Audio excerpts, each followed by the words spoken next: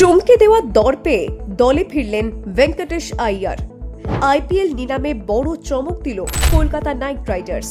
গত বছর মিনি নিলামে মিচেল স্টার্কের পর এবার বড় দর হাঁকিয়ে 23.25 কোটি টাকায় ভেঙ্কটেশ আইয়ারকে দলে নিল কেকেআর।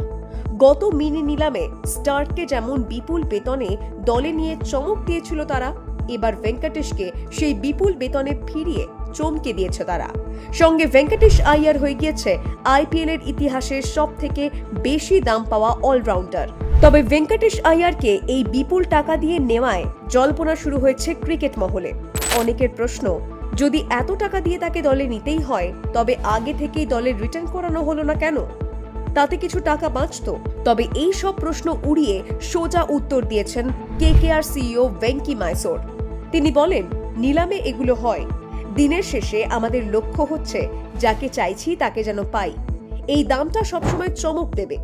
আমাদের টার্গেট হচ্ছে মূল দলকে ধরে রাখা। 6 জনকে ধরে রাখার পাশাপাশি গত বছরের 2-3 জনকে দলে নিয়েছি। আমরা ভারসাম্য রাখতে চেয়েছি। অন্যদিকে প্রাক্তন নাইট ও দলের একসময়ের প্রাক্তন অধিনায়ক ইংল্যান্ড তারকা ইয়ন মর্গ্যান বলেন, ও টপ 5-এর যে কোনো জায়গায় ব্যাট করতে পারে এবং ও বামহাতি। ও লম্বা সময় ধরে কলকাতা নাইট রাইডার্সের অংশ। তবে যেখানে কেএল রাহুল 12 কোটি পাচ্ছেন, সেখানে ভেঙ্কটেশের 23.75 কোটির পার্থক্যটা দেখিয়ে দেয়। আমার মনে হয় টাকার পরিমাণটা একটু বেশিই হয়ে গেছে। তবে ভেঙ্কটেশ ভালো প্লেয়ার। আমি মনে করি যখন ও আইপিএলে এসেছিল সেটা ওর সবচেয়ে সেরা বছর ছিল। উল্লেখ্য 2020 সালে আইপিএলে কেকেআর রানার্স হয়, আর সেবার দলকে রানার্স করার পিছনে গুরুত্বপূর্ণ ভূমিকা নিয়েছিলেন Venkatesh.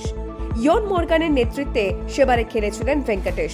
Bureau report, IBN network.